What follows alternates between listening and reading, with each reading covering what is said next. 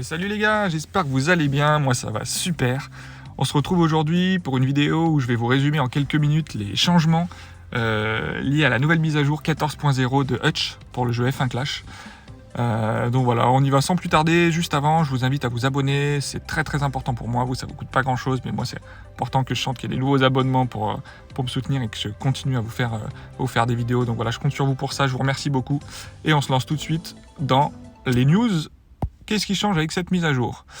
Alors F1 Clash, donc c'est la mise à jour numéro 14 qui date du 8 novembre. Alors moi je sais que j'ai pu la télécharger que le 11, donc je pense qu'elle n'est pas venue dans le monde à peu près partout en même temps. Moi je suis en France, donc vous avez dû pouvoir la télécharger. Moi c'était hier soir, je crois que j'ai dû mettre à jour. Donc le 11, si je dis pas de conneries. Alors qu'est-ce qui change ? Bonjour à tous, des news excitantes pour commencer la semaine. Puisqu'ils sont contents de nous annoncer la dernière mise à jour, super. Alors, la mise à jour que nous appelons mise à jour 14 apporte 2 nouveaux circuits. Donc, on va aller voir juste après, ils vont les citer. Donc, on a 2 nouveaux circuits, ça va être sympa, ça fait un moment qu'on est sur les mêmes circuits, donc ça c'est top. Et une nouvelle boîte de messagerie. Donc ça, je pense que l'idée c'est de faire un peu comme si vous jouez à Clash of Clans. Vous avez une mise à jour où ça vous informe dès qu'il y a des nouveautés, des rééquilibrages. Donc là, je pense au lieu de rééquilibrage des troupes, ce serait des rééquilibrages des pilotes peut-être ou des pièces où on serait mis à jour à chaque fois directement dans le jeu. Donc c'est sympa, on n'aura plus besoin de faire comme je le fais là, d'aller sur leur site pour trouver les modifications. Et de nombreux changements de gameplay basés sur les retours de la communauté. Donc ça c'est pas mal, ça veut dire qu'ils nous écoutent et quand on se plaint ils essayent de changer les choses, donc c'est plutôt bien. Alors en détail, qu'est-ce qui change ? Donc on ajoute le circuit de l'International Enzo et Dino Ferrari, ok, donc un circuit en Italie et un circuit autodrome international de Algarve. Je crois que c'est Mexique, je vais regarder un peu, je crois que c'est Mexique.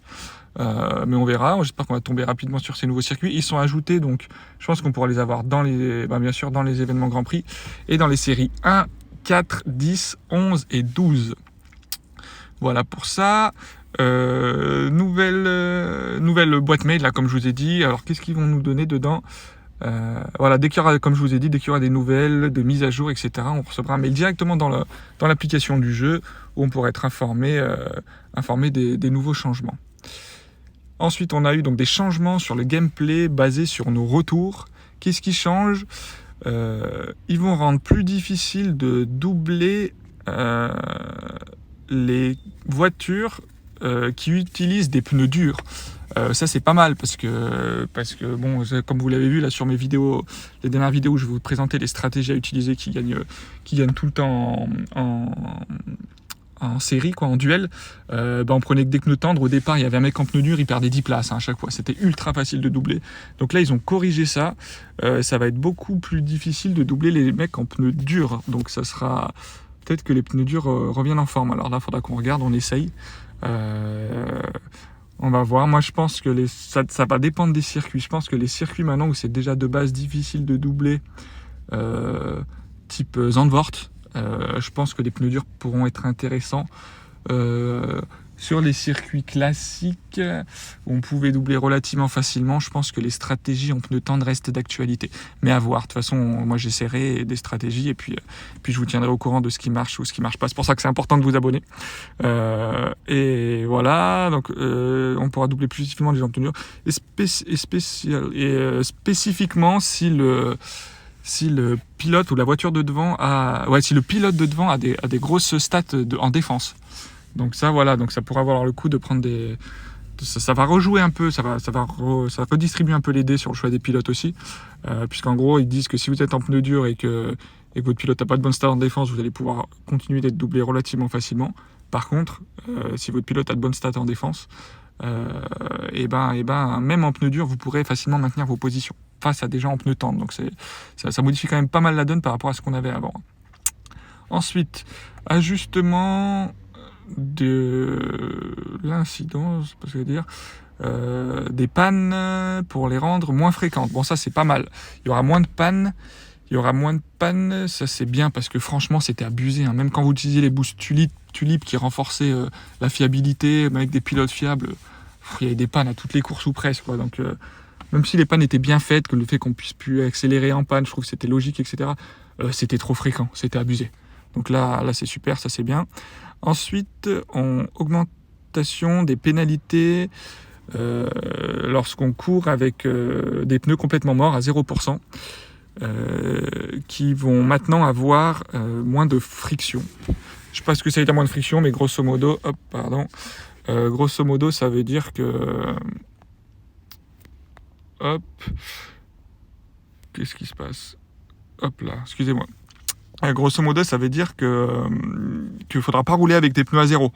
Sans quoi on va perdre beaucoup de temps. Donc ça, c'est pas mal, puisque nous, dans la gestion des pneus qu'on avait sur les stratégies que je vous ai données, on n'arrivait quasiment jamais à zéro. On allait au stand assez souvent.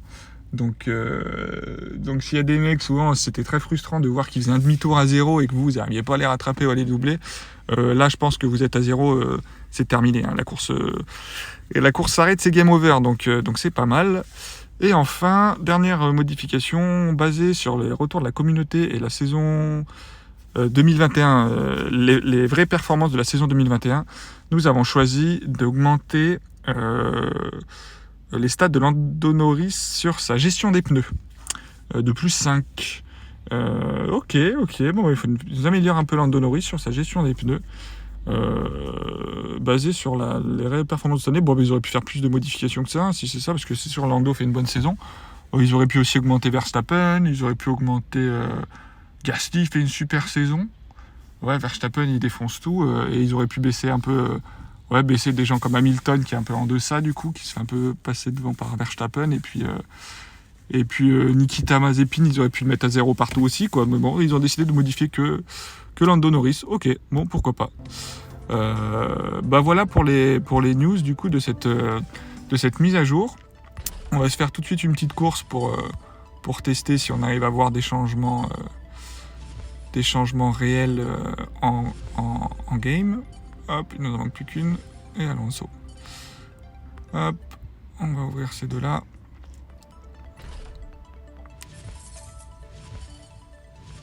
Avec un peu de chance, on va avoir des nouveaux... Ah, mais attendez, série 11 et 12, je crois qu'ils ont dit, les nouveaux circuits.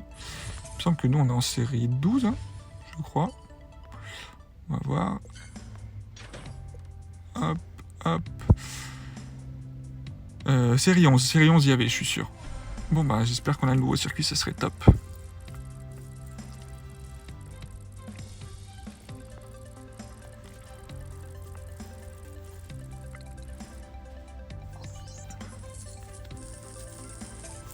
Voyons voir, avec un peu de chance. Pas en vort, si c'est possible. Non, on n'a pas un nouveau circuit.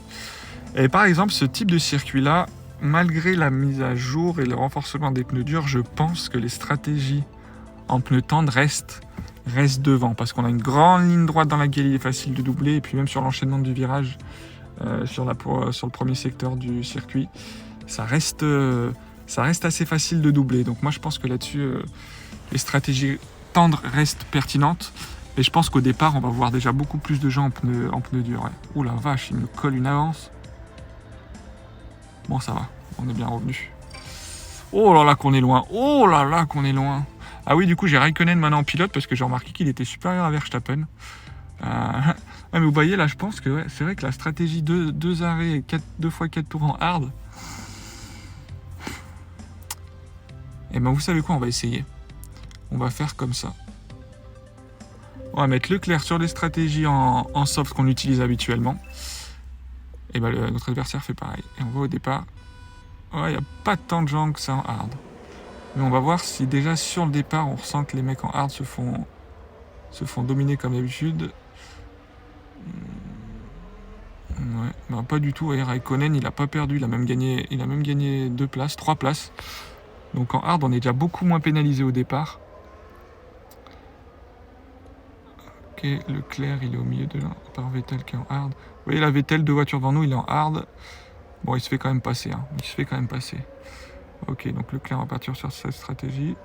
Raikkonen. Ah ouais, on peut doubler en hard. Hein. Oh, ah ouais.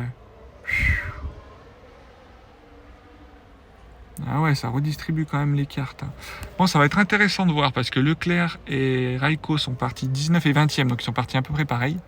S'il n'y a pas de panne, mais normalement avec la mise à jour et la réduction de la fréquence des pannes, on ne devrait pas être embêté. Et on va voir si c'est la stratégie à 2 arrêts en hard ou si c'est la stratégie habituelle à 3 arrêts en tendre qui prend le dessus. Faudra voir comment les pneus tiennent aussi. Hop, on va accélérer dans la ligne droite. Ouh, on se fait quand même pas mal doubler encore. Hein. Attendez, il était 16e, non? Quelque chose comme ça, je crois. Ouh là là, ah ouais. Ok, pourtant j'étais en... D'accord. En fait, quand vous êtes en hard et que vous accélérez, ça va. Mais si vous êtes à l'économie, ça devient quand même compliqué. Hein. Ça reste quand même compliqué, ouais. Ok. Alors, Leclerc va rentrer au prochain tour. Il a encore du capital pneumatique. Raikko, il a pas de marge. Hein. Il a pas de marge. Il faut faire 4 tours comme ça. On va accélérer un peu. Comme d'hab ici. Ouais, je pense que voilà. Je reste pour l'instant, je reste fidèle à mon premier avis, à savoir que sur ce type de circuit où on peut doubler quand même facilement, le soft reste plus avantageux. On verra si la suite me donne raison, mais pour l'instant, je pense sincèrement ça.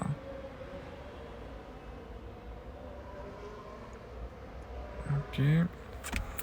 Ouais, en plus, là, j'ai pas de marge hein, sur le 2x4 tours. Non, c'est sûr. C'est sûr. Faut toujours mieux les stratégies soft, comme je vous ai dit. Donc, soft sur les circuits. Parce qu'on voit qu'on perd quand même beaucoup moins de place au départ.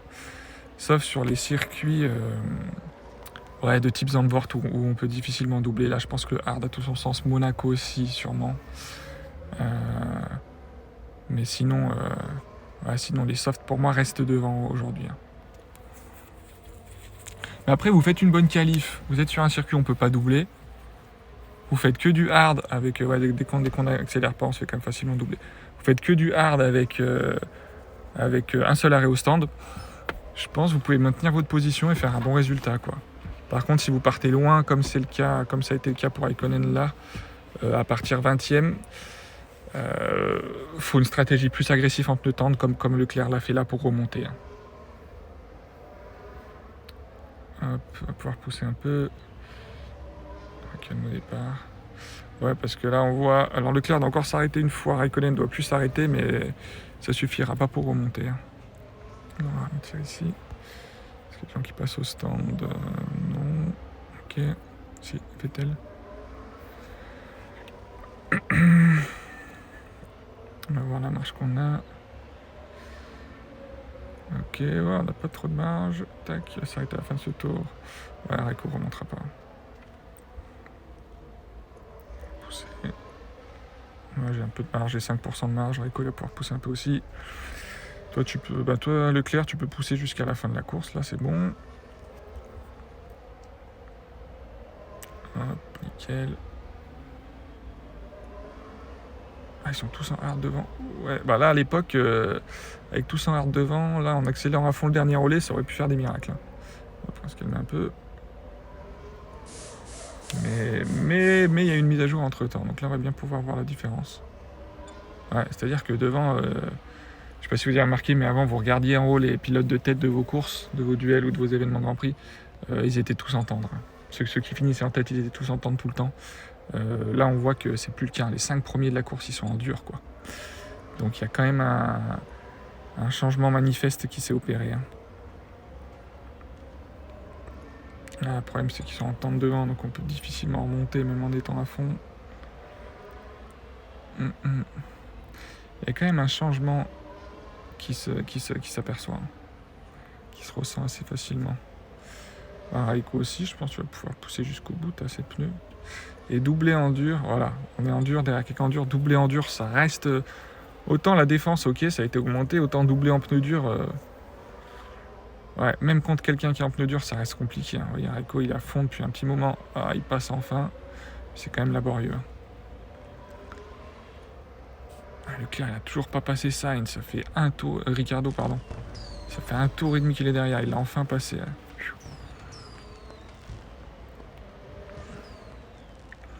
vous voyez, ils sont partis à peu près pareil. On n'a pas eu de panne. On a fait la stratégie habituelle sur ce circuit des États-Unis, donc un circuit où on peut doubler facilement. Et la nouvelle stratégie pneus durs.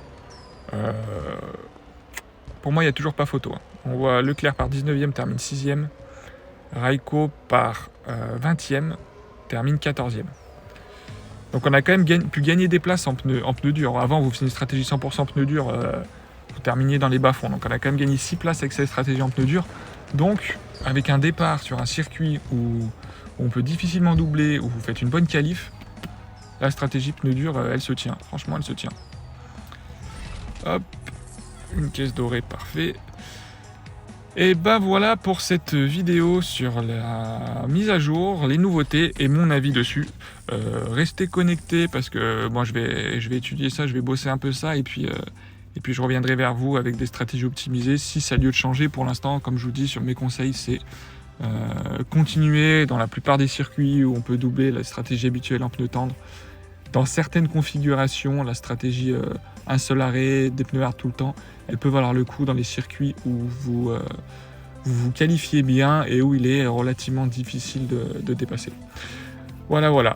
Allez, on se retrouve très vite pour une nouvelle vidéo. Passez une bonne journée, progressez bien, trouvez des stratégies. Si vous trouvez des bonnes stratégies, n'hésitez pas à me le dire dans les commentaires, ça pourra me servir aussi. Le but c'est que ce soit un échange. Et on se retrouve très vite. Ciao, bye!